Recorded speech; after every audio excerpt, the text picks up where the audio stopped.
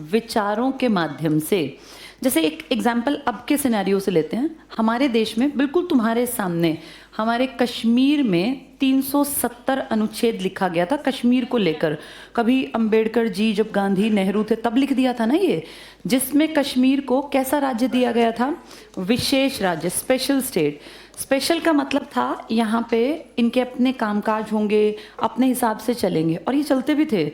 यहाँ कोई इंडियन ज़मीन नहीं खरीद सकता था, यहाँ हम में से कोई जाके नौकरी नहीं कर सकता था सरकारी, यहाँ हमारे साथ कोई इंडियंस के साथ शादी ब्याह भी नहीं करता था। इनको पता है क्या रूल था इनका, कि अगर किसी लड़की ने इंडियन लड़के से शादी कर ली इस एरिया से अलग, नीचे एरिया से, तो उसकी नेशनैलिटी, जो इन्होंने कश्मीरी होने का जो उसका एक वो था, वो छीन लेते थे ये, कि तुमने किसी इंडियन से शादी कर ली अब तुम्हें कश्मीरी का टैग नहीं मिलेगा। ये किसी पाकिस्तानी से शादी कर लें तो ये कश्मीरी ही रहती थी लड़कियां। जैसे अगर देखा जाए तो सीधी बात है कि भैया यहाँ शादी मत करना इंडिया में, ये इस तरीके से था। अब ये सब खत्म है, अब कोई विशेष नहीं है, इनफैक्ट अब कोई राज्य भी नहीं है। अब ये क्या बना दिया? यूनियन टेरिटरी ना। हम पिछले साल ना कश्मीर गए थे, तो एक वहीं पे एक एरिया है, ऊंचाई पर है, जहाँ इंदिरा गांधी ने राकेश शर्मा 1984 में, सुना है तुमने नाम? स्क्वाड्रन लीडर राकेश शर्मा थे, एयरफोर्स में बड़ा रैंक होता है, वो अंतरिक्ष में गए थे, और फिर सैटेलाइट के थ्रू इंदिरा गांधी ने उनसे कांटेक्ट किया था और उनसे पूछा था फेमस क्वेश्चन कि भारत बाहर से कैसा दिखता है अंतरिक्ष से, तो उन्होंने कहा था सारे जहां से अच्छा हिंदुस्तान हमारा। जहाँ से इंदिरा ने ये बात की ना, वो दिल्ली नहीं था, पीएम थी वो, लेकिन वो बातचीत करने के लिए कश्मीर के एक सेंटर में, और वो सेंटर बड़ा अलग तरह से डेवलप किया गया था, अभी भी है वो। उसमें नीचे सीढ़ियाँ उतरती हैं तहखाने टाइप में, और वहाँ वो फ़ोन जिस पे बात हुई थी इंदिरा की स्क्वाड्रन लीडर राकेश शर्मा से, अभी भी रखा हुआ है। उसके पास हमारा ना कश्मीर में ऐसे बहुत बड़ा बड़ा पता नहीं कैसे अजीब से जाल से लगे हुए हैं, तो उन जालों पे बताया गया कि सैटेलाइट से कनेक्शन इनके थ्रू ही बनाया गया था। ये कितनी पुरानी बात है, आज सैटेलाइट से कनेक्शन होना बहुत आसान है, फ़ोन पे भी बातचीत हो सकती है, तब ऐसा नहीं था ना। तब तो तुम सोचो जब 1966 में हमारे शास्त्री जी का मर्डर हुआ, तब ये कांटेक्ट करने में ही हमें कई दिन लगते थे, ये पता करने में कि वहाँ क्या हुआ। तो उस ज़माने की बात है, इंदिरा गांधी ने जो किया उस टाइम पे जाके वहाँ पे, उससे दिखता है कि वहाँ उस एरिया को डेवलप किया गया। तो हमने उनसे पूछा कि क्या फ़र्क आया जब से ये यूटी बना है तब से अब में। तो वो जो कमांडेंट थे उस एरिया के हेड सीआरपीएफ के, उन्होंने कहा यहाँ ना धीरे धीरे एजुकेशन पे काम कर रहे हैं, और उनके कैंपस में जैसे हम 3-4 दिन रुके, एक फंक्शन ऑर्गेनाइज किया गया जिसमें यूनिवर्सिटी के स्टूडेंट्स आए थे डिबेट में हिस्सा लेने, और वो लड़के और लड़कियां, जैसे लड़की एक ही आई थी, लड़के तो कई सारे थे, वो अपना वो हिजाब में थी वो लड़की पूरा, फिर उसने वैसे खड़े होकर वहाँ बोला, तो बहुत अच्छा नहीं बोल पाए क्योंकि उनको कभी बोलने का मौका ही नहीं मिला था। वो पहला मौका था जब वो अपने शहर से बाहर कहीं किसी ऐसे कैंप में जाके अपने आप को रिप्रेजेंट कर रहे थे। वो पन्ने लिख के लाए थे, पढ़ रहे थे, लेकिन ये बहुत बड़ी बात थी। तो उनसे हमने कहा भाई ये कैसे चीज़ें बदलेंगी? तो उन्होंने यही कहा कि जब हम पहले यहाँ से हमारी गाड़ियाँ निकलती थी ना, तो इतने छोटे छोटे बच्चे रास्ते में खड़े होते भाग के पत्थर मारते थे आर्मी की गाड़ियों पे, सीआरपीएफ, बीएसएफ, सीआईएसएफ। उन्हें ये सिखाया गया था कि जब ये गाड़ियाँ आए ना, ये दुश्मनों की गाड़ियाँ, ये पब्लिक की बात कर रही हूँ, इतने 2-2 साल के बच्चे, वो कहते हैं अब जब हमारी गाड़ियाँ जाती हैं ना तो 2-4 साल के बच्चे बाय करते हैं। ये सोच बदलेगी धीरे धीरे, और इसको बदलने में एजुकेशन काम करेगी। वो लड़के वो लड़कियां जो पहले फालतू की बातों में पड़े रहते थे कि भैया भारत से हम अलग होंगे तो ये होगा, अब वो लड़के लड़कियां धीरे धीरे भारत की तरफ झुकने लगे। कारण पढ़ाई बता रही है कि भैया किसी देश के साथ जुड़े रहोगे तो तुम्हारी ग्रोथ होगी, देश तुम्हारे ऊपर पैसा लगाएगा, तुम्हारी यूनिवर्सिटी बनेंगे, तुम्हारे पूरे सड़कों के जाल बिछेंगे, तुम्हारी आइडेंटिटी को एक इम्पॉर्टेंस मिलेगी। तो धीरे धीरे शिक्षा बदलेगी। रेडिकल्स ऐसी चीज़ें नहीं समझते, वो कहते हैं अभी बदलो, अब कह दिया ना बस इसको अभी बदला जाए। रेडिकल्स की सोच जवान लड़कों की हो सकती है, लेकिन जो पढ़े लिखे समझदार लोग होते हैं ना, वो धीरे धीरे बदलाव लाते हैं। आपके सामने आपके ये यूटी 2019 में 31 अक्टूबर को तो बने थे, 19 से 20, 21, 22, 23, 24, अब इस अक्टूबर में इनको 24 आते ये होते होते अक्टूबर 5 साल हो जाएंगे। 5 साल पहले जो लड़का वहाँ 5वीं में रहा होगा, अब वो लड़का 10वीं में आ गया होगा ना। 10वीं में बच्चे थोड़े जवान हो जाते हैं, तो सोचो सोच बदल गई। अब अगले 5 साल बाद वो लड़का ग्रेजुएशन कर चुका होगा, तो उसकी सोच और बदल जाएगी। धीरे धीरे करके पीढ़ी दर पीढ़ी ये सोच बदलेगी। आप 50 साल के आदमी से एक्सपेक्ट करो वो बदलेगा, नहीं बदलेगा। उसने एक ढर्रा बना लिया, लेकिन जो अगली पीढ़ी आ रही है ना, वो एडजस्ट कर जाएगी और वो सोचेंगे कि इंडिया हमारा है, हमें इंडिया के लिए काम करना है, ये हमारी केयर के लिए हैं, जितने लोग यहाँ डिप्लॉय किए गए हैं। तो ये फ़र्क होता है। एक कुछ लोग होते हैं मेच्योर, समझदार, कुछ होते हैं तुरंत प्रभाव से चाहने वाले। तो रेडिकल्स मेरे ख्याल से बहुत जल्दी चीज़ों में बदलाव चाहते हैं, जो किसी भी मेच्योर आदमी की नज़र में पॉसिबल नहीं है। और ऐसे बदलाव लाके ना कुछ दिन बाद लोग फिर धीरे धीरे उनसे कटने लगते हैं। तो भगत सिंह स्टार्टिंग में जब आए तो रेडिकल विचारधारा के थे। आज हम उनकी इज्जत करते हैं और करनी भी चाहिए, लेकिन अगर देखें मेच्योरिटी की बात, तो भगत सिंह से ज़्यादा मेच्योर ही कहलाएंगे गांधी, नेहरू और बाकी सारे लीडर्स, क्योंकि मेच्योरिटी उम्र के भी साथ बढ़ती है बेटा। एक 22 साल के लड़के से तुम सोचो कि वो 50 साल जैसी सोच रखेगा, नहीं रख पाएगा। उम्र बढ़ती है ना, तो अपने आप दिमागी स्तर में परिवर्तन आता है, बदलाव की बातें करते हैं। एक 16 साल का लड़का बाइक को ऐसे भगाता चलेगा टेढ़ा मेढ़ा, उसको अक्ल नहीं है ना कि मेरे पीछे परिवार है। लेकिन एक 42-45 साल का आदमी, कभी तुमने देखा ऐसा स्टंट करता बाइक भगाता? नहीं ना, बहुत मेच्योरिटी से बाइक चलाएगा। क्यों? उसको पता है मुझे कुछ हो गया तो मेरी वाइफ और मेरे बच्चों की धरती पे कोई केयर नहीं करेगा। ये एज गैप के साथ ना बेटा मेच्योरिटी बढ़ती है। इसीलिए दुनिया में सबसे अच्छी चीज़ मानी जाती है डेमोक्रेसी। रेडिकल्स से बहुत बेहतर है और बहुत धीरे परिवर्तन चाहने वालों से भी बेहतर है। हम लकी हैं कि जिस दिन से आज़ाद हुए हैं, हम जिस भारत में रह रहे हैं वो एक डेमोक्रेटिक कंट्री है। तो सबसे अच्छी अप्रोच मानी जाती है पूरी धरती पर डेमोक्रेटिक की। हाँ, नहीं बेटा, ये तो खैर कहने की बात है ये तो खुश होने के लिए है कि सबसे बढ़िया जो डेमोक्रेसी दिखाई देती है वो इंडिया में। फैक्ट ये है कि बहुत अच्छी डेमोक्रेसी का एग्जाम्पल के लिए ना आपके पास ऑप्शंस नहीं है। और ये आज से नहीं है, ये पहले चुनाव से है। पहले चुनाव में आपके पास पूरे देश में सिर्फ एक पार्टी थी, कांग्रेस। अदर पार्टीज में सबसे बड़ी पार्टी हुआ करती थी communist party of India. Class 12th की पॉलिटिकल साइंस में ये सारी बातें लिखी हैं, आंकड़ों समेत, ग्राफिकल रिप्रेजेंटेशन के साथ। इनको टोटल सीट मिली थी 16 और इनको मिली थी जितनी मेजर हिस्सा था 364। तुम सोचो, फर्स्ट और सेकंड का गैप देखो तुम। इसका मतलब देश में किसने राज करना था लंबा? कांग्रेस। सीपीआई एक पढ़े लिखे लोगों की पार्टी थी, लेकिन सीपीआई ज़्यादा आगे नहीं बढ़ी। अगले इलेक्शन में इनको 21 सीट मिली, उनकी 2, 4, 5 कम हुई होंगी। लेकिन हाँ बेटा, कम्युनिज्म क्या होता है? कम्युनिस्ट बेसिकली ना एक विचारधारा थी, कम्यून शब्द से बनी ये।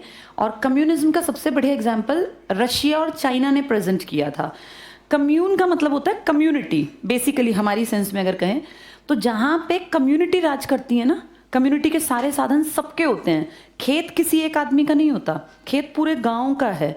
सबको उस गांव के खेतों में अपने घर से काबिल लड़के जो हट्टे कट्टे ठीक ठाक आदमी हैं, सबको जाके खेती करनी है। तेर मेर नहीं होती कि ये 4 एकड़ मेरे, 4 एकड़ तेरे, 5 एकड़ तेरे, ऐसे नहीं। उस पूरी कम्युनिटी को एक साझा, एक गांव के खेत हैं, उसमें सबको अपने घर के लड़के भेजने हैं। वहाँ से जितना निकलेगा, जिस घर से जितने लोग आए थे ना, उस हिसाब से बंटवारा कर लेंगे। कम्युनिज्म बहुत अच्छी विचारधारा थी तब तक जब तक ये टेक्नोलॉजी और ये सब नहीं आई थी।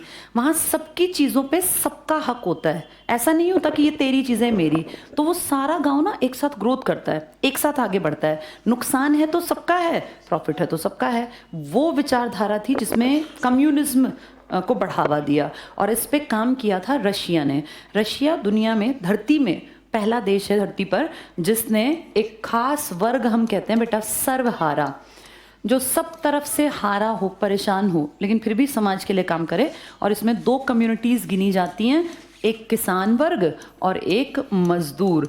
अगर तुम ध्यान से देखो ना, यही दोनों देश को बेसिकली चला रहे होते हैं। तुम और मैं तो बैठ के पढ़ ही तो रहे हैं, मैं पढ़ा रही हूँ, तुम पढ़ रहे हो, लेकिन तुम जो रोटी खा के आ गए, जो पेट भर के आ गए, जाके जो रोटी खाओगे वो तो इसने पैदा की है ना।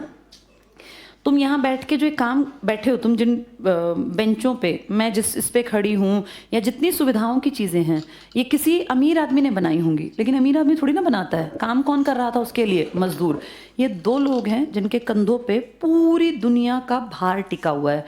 लेकिन कितनी शर्म की बात और अजीब बात है कि इन दोनों से ज़्यादा हीन स्थिति में, इन दोनों से ज़्यादा दयनीय स्थिति में कोई भी नहीं है। तो इस वर्ग के लिए एक शब्द इस्तेमाल होता है सर्वहारा, सब तरफ से हारा हुआ लेकिन फिर भी आगे बढ़ता हुआ, काम करता हुआ। इस वर्ग की पहली सरकार बनी थी, कहाँ पर? रूस में। और रूस में बनी इस सरकार ने पूंजीपति जो थे ना, अमीर लोग, इनके पैर हिला दिए थे। ऐसा लगा था, तुमने एक शब्द सुना होगा, एक बहुत बड़ी ग्रेट डिप्रेशन, महामंदी, सुना है ये? महामंदी क्या थी? अमेरिका जैसे ताकतवर, अमेरिका को ना फर्स्ट वर्ल्ड कंट्री मानते हैं, फर्स्ट वर्ल्ड, और सेकंड वर्ल्ड रशिया को, और हम थर्ड वर्ल्ड, हम तो तीसरी दुनिया के देश है ना। फर्स्ट वर्ल्ड कंट्री मतलब बहुत एडवांस, बहुत पैसा, बहुत संसाधन, बहुत एडवांस्ड उस जमाने के हिसाब से। इस देश में जिसके पास इतना सब कुछ था, इतनी बड़ी टेरिटरी, यहाँ बहुत बड़ी महामंदी आई थी। एक तो मंदी होती है, एक महामंदी, ग्रेट डिप्रेशन। 1929 में अमेरिका में ऐसी मंदी आई कि कहते हैं 52 बड़े बैंक बंद हो गए। बैंक बंद होने का मतलब पैसा खत्म। बड़े बैंक जैसे तुम्हारा पीएनबी, एसबीआई टाइप के बड़े बैंक, इतना बुरा हाल हुआ कि सारे मैन्युफैक्चरिंग की यूनिट्स में लगभग सबने लोगों को निकाल दिया। बहुत बुरा हाल हुआ, बेरोजगारी एकदम से चारों तरफ फैल गई, खाने कमाने का जरिया नहीं था, और ये भूखे मरने लगे। फर्स्ट वर्ल्ड कंट्री अगर भूखी मरेगी तो सोचो बाकी देश दुनिया का क्या होगा। 1929 की ये मंदी, लेकिन पता है अमेरिका तेज था, महज 3-4 सालों में अपने देश को उबार के ले गया। जैसे अगर हमारे यहाँ मंदी आ जाती है तो कई साल लग जाते हैं मंदी से उबरने में। इस टाइम भारत में मंदी है, अगर ध्यान से देखो नौकरियां नहीं मिल रही, लोग जो है ना वो उतना खर्च नहीं कर पा रहे जितना 5-6 साल पहले करते थे। ये महामंदी थी, लेकिन महज कुछ सालों में ये इस आर्थिक महामंदी से उबर गए। कारण ये थोड़े समझदार थे, इन्होंने प्लान किया कि कैसे मंदी से उबरा जाएगा। उस टाइम पे जब ये बहुत मंदी में थे ना, तो सेकेंड वर्ल्ड कंट्री लगातार आगे बढ़ रही थी। रशिया नई नई फैक्ट्री लगा रहा है, बांध बना रहा है, इंफ्रा डेवलप कर रहा है। तो सबकी नज़र गई कि यार ये कैसा टाइम है जब फर्स्ट वर्ल्ड कंट्री तो नीचे आ रही है और रूस का ग्राफ लगातार, इसका एरो ऊपर और ये पहले से नीचे गिर रही है। तो लोगों का झुकाव किस तरफ होने लग गया? रूस की तरफ। तब फिर अमेरिका के सिर पे खतरा मंडराया था कि अगर सारी दुनिया रूस को फॉलो करने लग गई तो फिर सब जो ये सर्वहारा वर्ग है ना, मजदूर किसान, इनकी सरकार बनाने की पैरवी करेंगे। और अगर मजदूरों और किसानों के हाथ में ताकत आ गई तो पूंजीपति तो बर्बाद हो जाएंगे। जबकि ये तो टिके ही पूंजीवाद के ऊपर थे, ये तो बेसिकली पूंजीवादी है ना कि भैया पैसा लगाओ, पैसा कमाओ। यहाँ ज़्यादा भिखारी गरीब लोगों का एग्जिस्टेंस नहीं रखने देंगे अपने देश में, यहाँ मेंटेन नहीं कर पाएगा कोई भी बहुत गरीब आदमी। तो ये है पूंजीवाद के, जिनका कहना है कैपिटलिस्ट, जिसके पास कैपिटल है, पैसा है, वो आगे बढ़े, और नहीं है तो भैया मरे, वो उसको आगे जीने का वो ही ना मिले अवसर। इनका कहना था कि सब पैदा इंसान के रूप में होते हैं, मौके सबको मिले, जो काबिल है वो आगे निकले, जो अपनी लायकियत नहीं बढ़ा सकता वो पीछे रह जाए। लेकिन ऐसा ना हो कि काबिल एक आदमी है और अगली 10 पीढ़ियां उसकी बैठ के खाएं, चाहे वो ना काबिल हो। ये कहता था बराबरी रखो, बराबरी चीज़ों में नहीं कि भैया सबको बराबर चीज़ें बांट दो, बराबरी रखो अवसरों में। एक बराबर पढ़ाई दो, एक बराबर इलाज दो। उस पढ़ाई से उस क्लास में जो पढ़ के आगे निकले वो निकले आगे, और जो नालायक है, नहीं ध्यान देता, वो पीछे रहे। ऐसा मत करना कि पढ़ने के अवसर कुछ लोगों को मिले, बाकी लोग बैठे हुए हैं। हमारे देश में यही तो है। आज अगर ध्यान से देखो, जिनके पास पैसा है वो अच्छे स्कूलों में पढ़ पाते हैं, नहीं है तो भैया सरकारी, सरकारी में कौन कैसा पढ़ाता है ये मुझे बताने की ज़रूरत नहीं है। तो ये थोड़े से अलग थे। इनकी ग्रोथ देख के धीरे धीरे, ये जब की बातें हैं जब ना भगत सिंह नौजवान वर्ग में थे, तो देखो 1907 का जन्मा लड़का, 1917 की ये क्रांति है, 10 साल का। विचार धीरे धीरे बनते हैं ना। मैंने अभी क्या कहा, 9th के बच्चों को हम यहाँ बैठाते हैं तो धीरे धीरे उनका दिमाग खुल जाएगा, बढ़ जाएगा। कितनी उम्र होती है 9th में? 13-14 साल।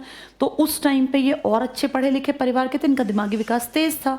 तो जब ये देख रहे थे कि भैया जहाँ सर्वहारा वर्ग आया वो आगे बढ़ा और जहाँ पूंजीवाद था वो नीचे गिरा, इसीलिए ये बात करते थे सोशलिज्म की। सोशलिज्म क्या होता है? समाजवाद, कि सारे समाज का हक हो हर चीज़ पर, फिर उसमें से जो काबिल है वो आगे बढ़ेगा।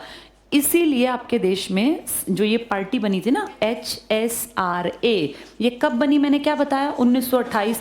तो 1907 का लड़का 1928 में कितने का हो गया? 21 साल का ना। 21 साल मतलब नौजवान, जिसके पास दिमाग भी है और कम से कम सोच है, विचार है। तो देखो इसमें S का मतलब था सोशलिस्ट, और रशिया से बढ़िया एग्जाम्पल धरती पे है ही नहीं सोशलिज्म का। हाँ बेटा,